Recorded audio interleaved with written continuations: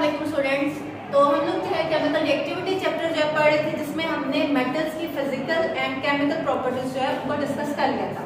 Then हमने देखा electropositive character क्या होता है।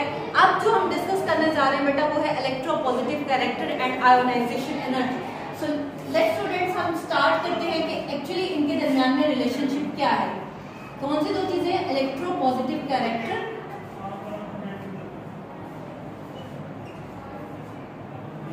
Positive character and ionization energy.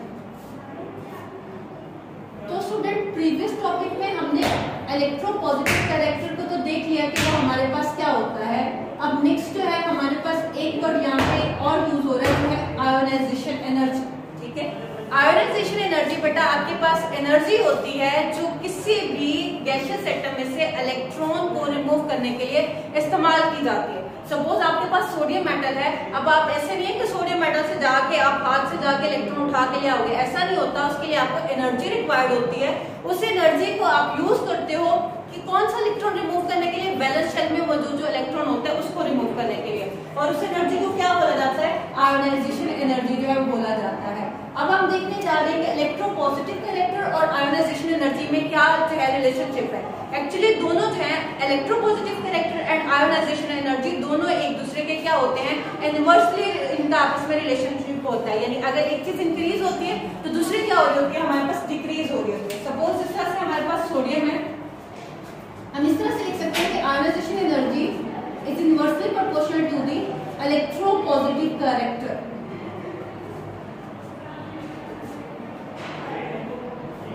Electropositive character. अब इसका क्या मतलब है, इसका ये मतलब है अगर आपके पास आयोनाइजेशन एनर्जी ज्यादा होगी तो इसका मतलब आपके पास उस चीज का, उस एलिमेंट का, उस एटम का इलेक्ट्रोपॉजिटिव कैरेक्टर कम है, यानी उसके इलेक्ट्रॉन को लूज करने की जो एबिलिटी है वो क्या है, कम है। जैसे आपके पास एग्जांपल में हम लेते हैं सोडियम। सोडियम के वैलेंस शेल में एक इलेक्ट्रॉन होता है। इस एक इलेक्ट्रॉन को लूज करने के लिए आपको जो एनर्जी रिक्वायर्ड होती है बेटा, वो एनर्जी है आपके पास 496 किलोजूल पर मोल।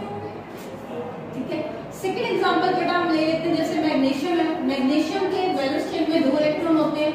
अब पहला इलेक्ट्रॉन जब रिमूव करते हो तो आपको इसके लिए जो एनर्जी चाहिए बेटा वो कितनी होती है, 738 किलोजूल पर मोल होती है।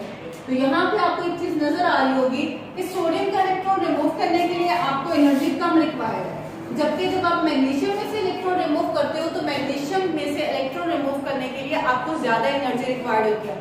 इट्स मीन यहाँ जहाँ पे आपके पास एनर्जी ज्यादा हो जाती है, इसका मतलब कि वहां से इलेक्ट्रॉन जो है रिमूव कराना आपके लिए मुश्किल था। तो इन अदर वर्ड्स हम यहाँ पे ये बोल सकते हैं कि वहां पे उस एलिमेंट का इलेक्ट्रोपॉजिटिव कैरेक्टर कम था, इसकी वजह से वहां पे आपको एनर्जी ज्यादा लगानी पड़ी, एनर्जी ज्यादा देनी पड़ी, तब जाके इलेक्ट्रॉन वहां से रिमूव हुआ।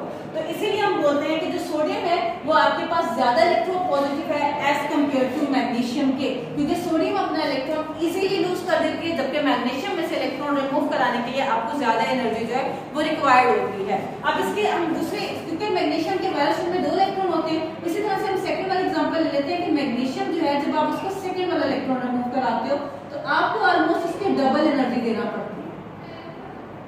अब उसकी क्या रीजन है कि आपको जो है वो एनर्जी की क्वांटिटी आपके पास ऑलमोस्ट डबल हो चुकी है। इसकी रीजन ये होती है कि जब आप एक इलेक्ट्रॉन रिमूव, जैसे मैग्नीशियम है उसके पहले शेल में 2 इलेक्ट्रॉन थे, नेक्स्ट शेल में उसके 1 इलेक्ट्रॉन थे, और देन बेटा वैलेंस शेल में उसके पास 2 इलेक्ट्रॉन थे।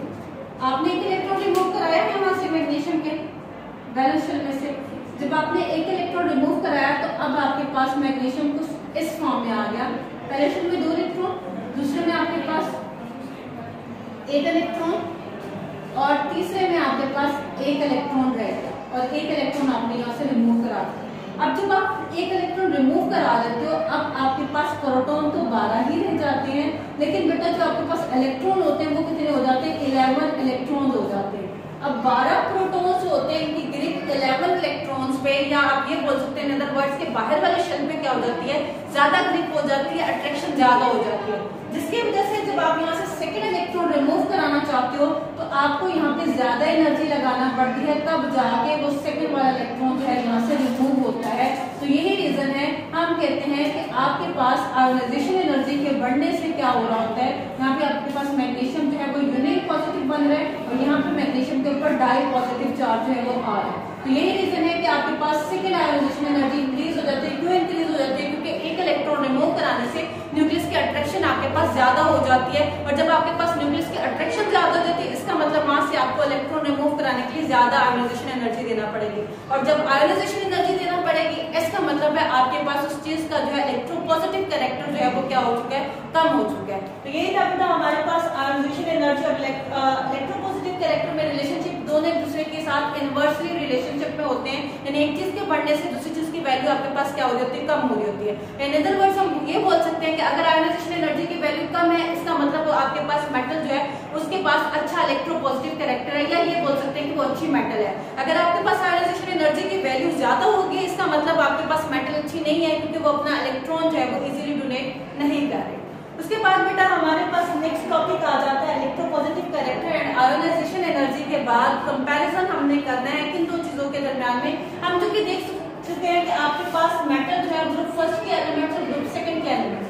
ग्रुप फर्स्ट के एलिमेंट में बेटा आपके पास आ जाता है lithium, sodium, potassium, rubidium, caesium, francium वगैरह, और ग्रुप सेकंड के एलिमेंट्स में आपके पास आ जाते हैं बेरिलियम, मैग्नीशियम और कैल्शियम, और उसके बाद जो है वो स्ट्रोंशियम वगैरह। तो ये आपके पास ग्रुप फर्स्ट और सेकंड के एलिमेंट्स है। तो अब स्टूडेंट्स हम जो देखने जा रहे हैं, हम ग्रुप फर्स्ट के एलिमेंट्स में और ग्रुप सेकंड के एलिमेंट्स के दरमियान में कंपैरिजन देखने जा रहे हैं कि किस तरह से दोनों जो है वो एक दूसरे से डिफरेंट है, या अगर वो सेम है तो वो किस तरह से उनके प्रॉपर्टीज जो है वो आपस में सेम होती है।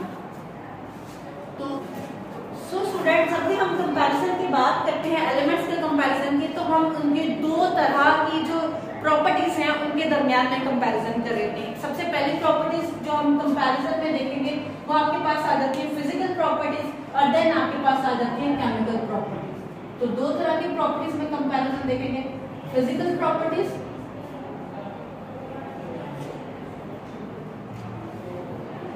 और देन सेकंड आपके पास बेटा आ जाती है केमिकल प्रॉपर्टीज।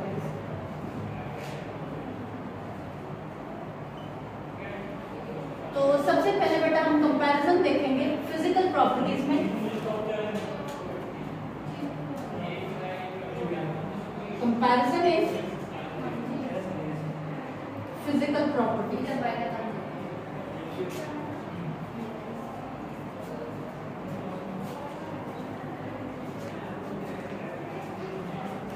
तो फिजिकल प्रॉपर्टीज की जब हम बात करते हैं तो बेटा हम ग्रुप फर्स्ट और ग्रुप सेकंड के कुछ एलिमेंट्स ले लेते हैं जिनके दरमियान में हम कंपैरिजन देखते हैं। तो उसमें हम ले लेते हैं सोडियम को ग्रुप फर्स्ट में,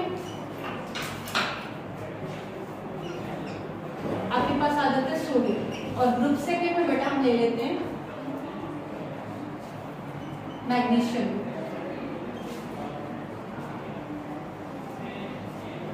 तो बेटा फिजिकल प्रॉपर्टीज आपके पास ऐसी प्रॉपर्टीज होती हैं जिनको आप क्या कर सकते हैं, फिजिकल स्टेट की बेस पे जज कर रहे होते हैं, जैसा कि किसी चीज का कलर है, ऑडोर है, स्मेल है, मेल्टिंग और बॉइलिंग पॉइंट है, उसकी डेंसिटी वगैरह आ जाती है। ये सारी की सारी प्रॉपर्टीज हमारे पास कौन सी प्रॉपर्टीज कहलाती हैं, ये प्रॉपर्टीज हमारे पास कहलाती हैं फिजिकल प्रॉपर्टीज। तो सबसे पहले बेटा हम फिजिकल प्रॉपर्टीज में इनकी अपीयरेंस देखते हैं कि आपके पास जो है सोडियम किस तरह का दिखता है, और मैग्नीशियम जो है जब हम इसको देखते हैं तो फिजिकल अपीयरेंस में ये हमें किस तरह का नजर आ रहा होता है।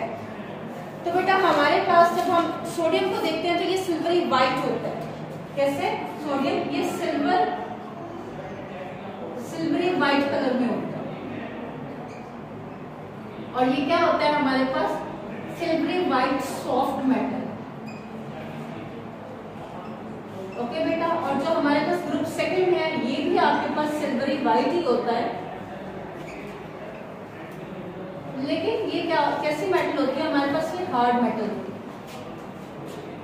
और अगर बात करें इलेक्ट्रोपॉजिटिव कैरेक्टर की, क्योंकि इनके वैलेंस शेल में आपके पास एक इलेक्ट्रॉन आ रहा होता है और इनके वैलेंस शेल में आपके पास दो इलेक्ट्रॉन आ रहे होते हैं।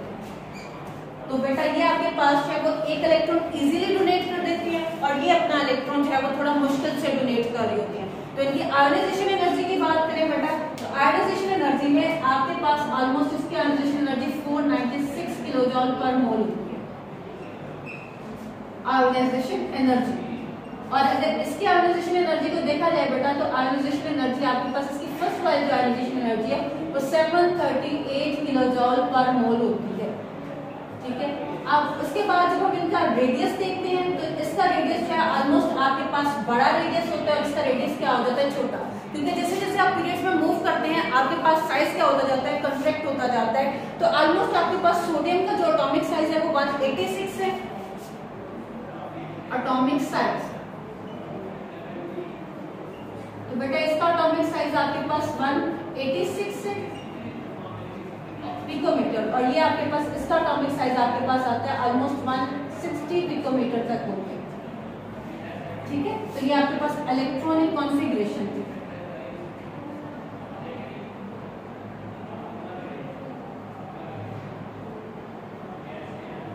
इलेक्ट्रॉनिक कॉन्फ़िगरेशन देखी हमने, आयोनाइजेशन एनर्जी देखी, एटॉमिक साइज देखा। अब बेटा हम डेंसिटी की बात करने जा रहे हैं कि इनमें डेंसिटी का क्या डिफरेंस है।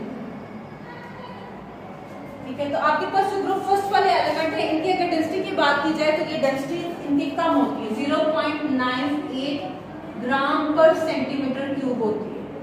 ठीक है, यानी वाटर से कम होती है, वाटर की 1 होती है, इसकी 0.98 होती है। इसका मतलब ये क्या करती है, ये फ्लोट करती है वाटर पे, फ्लोट ऑन वाटर, पानी के ऊपर तैरती है। जबकि अगर आप बात करें मैग्नीशियम की तो बेटा मैग्नीशियम की डेंसिटी आपके पास 1.74 ग्राम पर सेंटीमीटर क्यूब होती है, 1.74 ग्राम पर सेंटीमीटर क्यूब होती है। यानी ये क्या होती है, ये पानी से थोड़ा वजनी होती है जिसकी वजह से ये पानी के ऊपर फ्लोट नहीं करती। ठीक है, तो हमने क्या चीज देखी, हमने इलेक्ट्रॉनिक कॉन्फ़िगरेशन देखी, आयोनाइजेशन एनर्जी देखी, एटॉमिक साइज को डिस्कस किया, उसके बाद बेटा हमने डेंसिटी देखी। आपको यहाँ पे प्रॉपर जो है वो डिफरेंस नजर आ रहा है कि इनके दरमियान में कितना कितना डिफरेंस जो है वो आ रहा है हर चीज के अंदर। बेटा उसके बाद अगर आप बात करें मैलेबिलिटी और डक्टाइलिटी की क्या इससे जो है वो इसको हैमर करके इससे तारे या फिर जो है वो शीट्स वगैरह बनाई जा सकती है। तो यस, ये भी मैलेबल एंड डक्टाइल होते हैं और ये भी मैलेबल और डक्टाइल है, मैलेबल एंड डक्टाइल, और ये भी बेटा आपके पास क्या होता है, मैलेबल एंड डक्टाइल होता है। इसके बाद जब हम बात करते हैं इनकी फ्लेम की, जब इनको जलाया जाता है तो इनका फ्लेम किस तरह का होता है। तो बेटा जो आपके पास सोडियम है, सोडियम आपके पास फ्लेम देता है गोल्डन येलो कलर का, गोल्डन येलो कलर का फ्लेम, यानी जो उसकी आग जलती है, आग जलते हुए जो आपको वहां पे कलर नजर आता है सोडियम पर, वो गोल्डन येलो कलर होता है। और जब आप मैग्नीशियम की बात करते हैं बेटा, मैग्नीशियम आपके पास ब्रिलियंट व्हाइट कलर, यानी प्रॉपर जो है व्हाइट कलर में आपको नजर आ सकता है, ब्रिलियंट व्हाइट कलर। तो बेटा ये थी हमारे पास फिजिकल प्रॉपर्टीज जो ग्रुप फर्स्ट और ग्रुप सेकंड के एलिमेंट में हमने सोडियम और मैग्नीशियम के दरमियान में देखा। होप सो आप लोगों को इसकी समझ आ गई होगी। अब हम नेक्स्ट देखते हैं बेटा इनकी केमिकल प्रॉपर्टीज, कि इनकी केमिकल प्रॉपर्टीज